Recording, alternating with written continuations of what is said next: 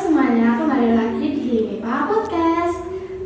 Podcast kali ini akan bersama aku, Anastiawati, sebagai host untuk podcast kali ini. Kali ini aku nggak sendiri nih, ditemani bersama Revini dan Asma. Untuk kakak-kakaknya boleh berkenalan? Boleh banget. Sebelumnya terima kasih untuk kesempatannya ya Kak Anis ya. Di sini aku izin perkenalan diri. Perkenalkan nama aku Aqua. Aku staf dari bidang Arkisma. Aku nggak sendirian. Di sini aku sama rekan aku. Halo semuanya. Perkenalkan nama aku Rafid. Aku di sini sebagai staf dari Arkisma. Halo Kak Alma, halo Kak Rafid. Halo Anis. Gimana deh kabarnya? Alhamdulillah baik. Nah, kita kan udah tahu tentang narasumber kita. Mungkin kalian masih awam nih tentang Arkisma. Nah, bisa dijelasin dong Kak, apa sih Arkisma itu? Oke, jadi Arkisma itu mengenai advokasi dan kesejahteraan mahasiswa. Jadi di sini kita tuh sebagai bidang yang berfungsi untuk menampung aspirasi dari para mahasiswa, lalu disalurkan kepada pihak terkait. Nah, pihak terkait di sini tuh bisa ke birokrat kampus. Nah, mungkin dari teman-teman di Arkisma itu ada beberapa proker, mungkin nanti kita bisa bahas lebih lanjut mengenai proker-proker yang ada di bidang Arkisma. Kayak gitu sih Kak. Oke, terima kasih Kak. Ngomong-ngomong soal agenda dan prokernya nih, yang ada di bidang Arkisma itu betulnya apa aja sih? Oke, mungkin sejauh sama Kak Rafid.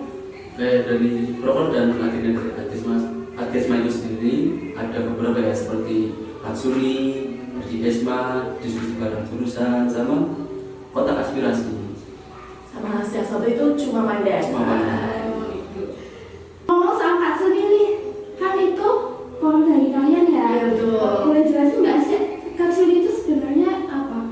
Oke, di sini kebetulan banget aku sebagai PJ dari agenda Katsuni ini. Jadi Katsuni itu kepanjangan dari kajian isu terkini. Nah, di sini kita bakal bahas mengenai isu-isu terkini atau mungkin isu-isu yang lagi hangat dibicarakan, lalu kita kaji dan kita upload di media sosial gitu.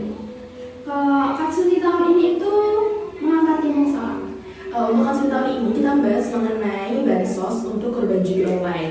Jadi mungkin dari teman-teman ada yang udah baca berita mengenai wacana. Jadi itu ada salah satu menteri Menko PMK yaitu Pak Muhadjir Effendi yang menyetuskan ide untuk memberikan bansos untuk korban judi online. Tapi untuk kebijakan itu masih dikaji-kaji seperti itu sih Kak. Jadi kita udah rilis kajiannya di Instagram dari MEPA. Mungkin dari teman-teman bisa dicek di dari MEPA. Kita kayak bahas mengenai dampak positifnya apa, lalu dampak negatifnya apa, kayak gitu sih Kak. Lalu kalau untuk partisipannya nih, untuk siapa aja sih Kak biasanya? Oke, karena kita uploadnya itu di Instagram Unpidar atau mungkin di Panda, jadi kita partisipannya itu ke followers atau mahasiswa-mahasiswa itu pembangunan yang kayak follow di Udara Himpa dan juga Panda Himpa gitu sih. Setahu aku nih tadi seperti yang Kakak bilang itu ada Instagram sendiri ya? Betul. Nah, di Instagram itu namanya Panda Himpa. Mungkin dari teman-teman yang belum follow bisa banget follow di Instagram Panda Himpa. Mungkin dari editornya nanti bisa ditampilkan di bawahnya di sini ya. Jadi kita tuh punya Instagram sendiri namanya Panda Himpa. Di sana kita nggak cuma upload mengenai kegiatan Arkisma aja, kita juga upload mengenai info beasiswa, info magang, info lomba-lomba, info part-time kayak gitu-gitu. Jadi ya karena kita kan memang dari bidang advokasi ya, kesejahteraan mahasiswa juga, jadi kita membantu untuk share-share info yang memang dibutuhkan oleh mahasiswa kayak gitu.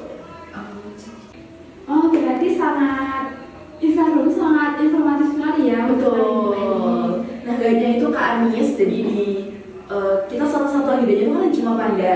Nah, mungkin teman-teman yang mungkin pengen nyampein aspirasi atau pengen cerita, pengen curhat, boleh banget langsung DM ke Instagram Panda Himpa karena kita ada agenda cuma Panda, curhat sama Panda. Jadi buat teman-teman yang mengalami kesulitan atau mungkin pengen curhat, boleh banget DM ke Instagram cuma Panda kayak gitu.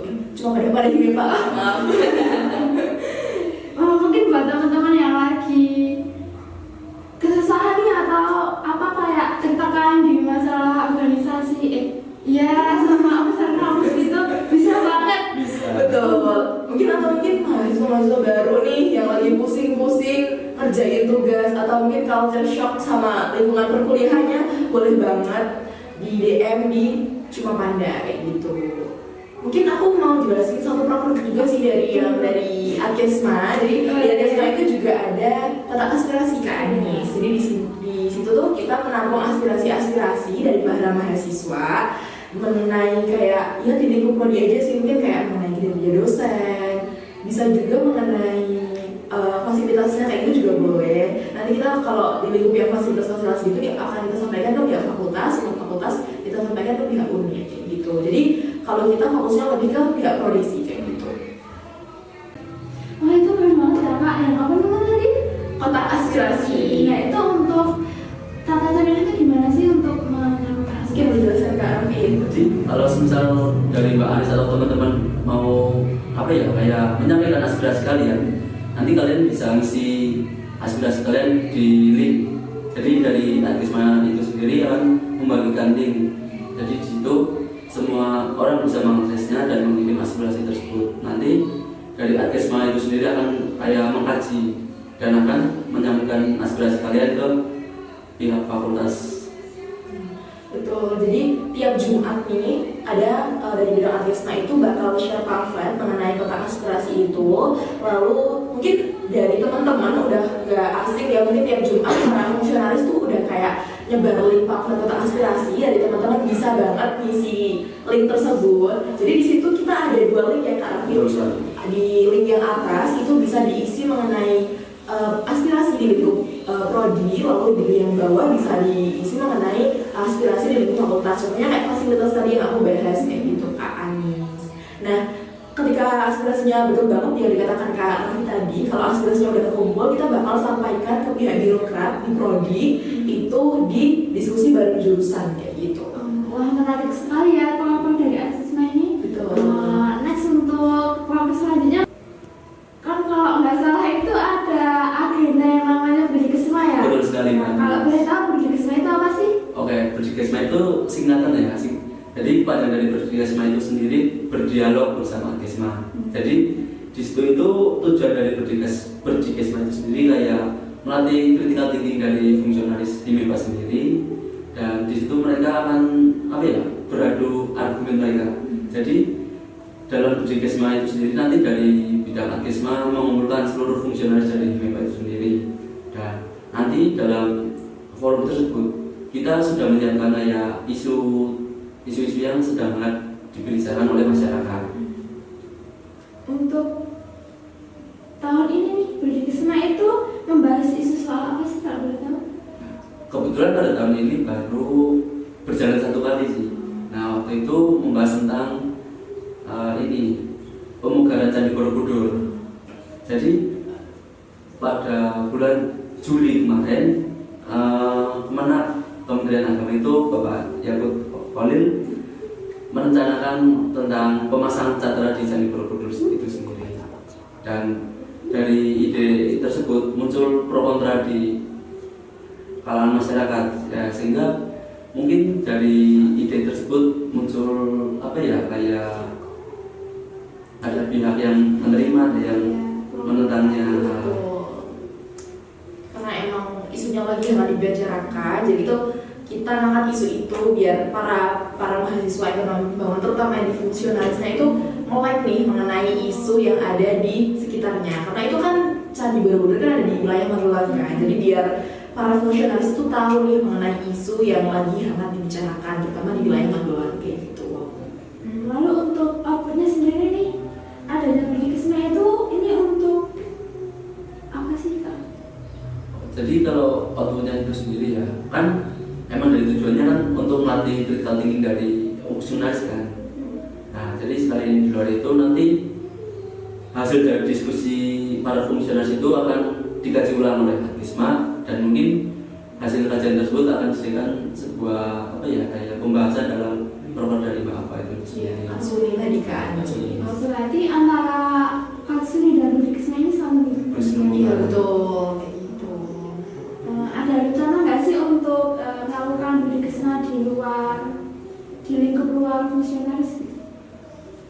Kalau rencana untuk di luar fungsionaris itu buat periode ini mungkin belum ya, karena kan emang dari tujuan itu sendiri kan untuk fungsionaris MIPA.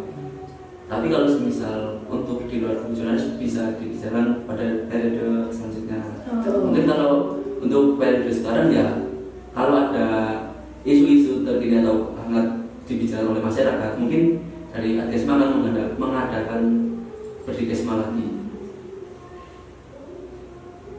Nah, tadi kan mungkin Kak Raffi menjelaskan mengenai Berdikesma itu ya. Jadi aku mungkin mau nambahin sedikit ya Kak Raffi. Jadi Berdikesma itu fungsionalnya dikumpulin Kak Anis, dan terus dibagi dua pihak, pro kontra mengenai isu atau mosi yang bakal kita bahas. Nah, ketika pro dan kontra ini menyampaikan argumen kan bakal keluar kayak pendapat-pendapat. Nah, terus kita rangkum, kita masukin ke Katsuni kayak gitu.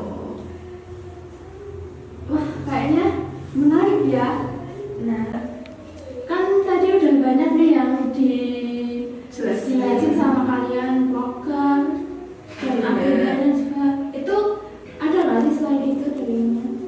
Jadi dari proker dan agenda dari Adkesma itu sendiri, tadi kan udah dijelasin nih, ada Juma Panda, terus Kotak Aspirasi, Berdikesma, terus Katsuni. Nah, dari Adkesma itu sendiri ada satu program lagi sebenarnya Manis, yaitu diskusi bareng jurusan. Nah, diskusi bareng jurusan ini, tadi kan udah tuh ada kotak aspirasi, jadi kita menampung aspirasi dari para mahasiswa mengenai aspirasi yang ada di lingkup prodi maupun di lingkup fakultas.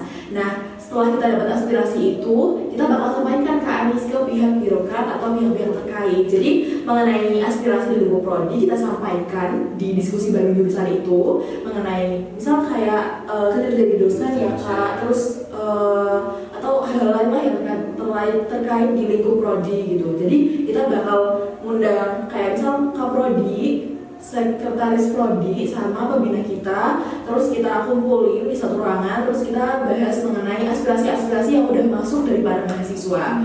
Nah, untuk aspirasi di prodi kan kita sampaikan ke prodi. Untuk aspirasi yang di fakultas atau di universitas bakal tetap kita tampung, tapi kita bakal sampaikan ke BEM. Jadi tetap kita tampung, tapi bakal kita sampaikan ke BEM. Nanti dari BEM bakal disampaikan juga ke pihak fakultas.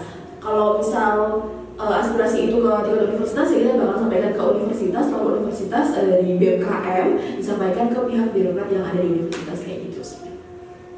Jadi semua aspirasi yang ada di lingkup mahasiswa itu bakal tetap disalurkan kepada pihak yang terkait. Jadi nggak cuma staf bakal kita simpan di Adkesma aja Kak Anis. Berarti kalian menjadi jembatan nih antara mahasiswa dan mahasiswa. Betul, jadi kita Adkesma itu ya sebagai penghubung lah, kayak dari pihak birokrat sama mahasiswa kayak gitu. Jadi buat teman-teman nih yang punya aspirasi mengenai fasilitas, terus kinerja dosen atau hal-hal lain, pengen curhat, boleh banget.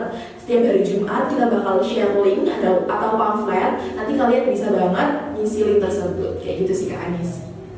Wah, keren sekali ya untuk bidang Adkesma ini. Mungkin dari kalian udah tahu nih apa sih agenda dan proker-proker dari bidang Adkesma ini. Mungkin kalian juga bakal tertarik untuk join ke Himepa, masuk bidang Adkesma Betul gitu. banget, betul. Boleh apa ya? Lalu baik, sebelum aku akhiri nih, mungkin dari Kak Ava sama Kak Rafid bisa menyampaikan closing statement. Oke, mungkin singkat aja ya Kak Anis ya. Mungkin aku mau ingetin buat teman-teman mahasiswa pembangunan, jangan lupa ngisi link kotak aspirasi yang bakal kita share tiap hari Jumat. Dan buat teman-teman nih yang pengen cerita, pengen curhat, atau pengen punya atau ada kendala-kendala, bisa banget DM di Panda Himepa. Dan jangan lupa di follow ya teman-teman. Dan mungkin Kak, nanti ada tambahan nih Kak.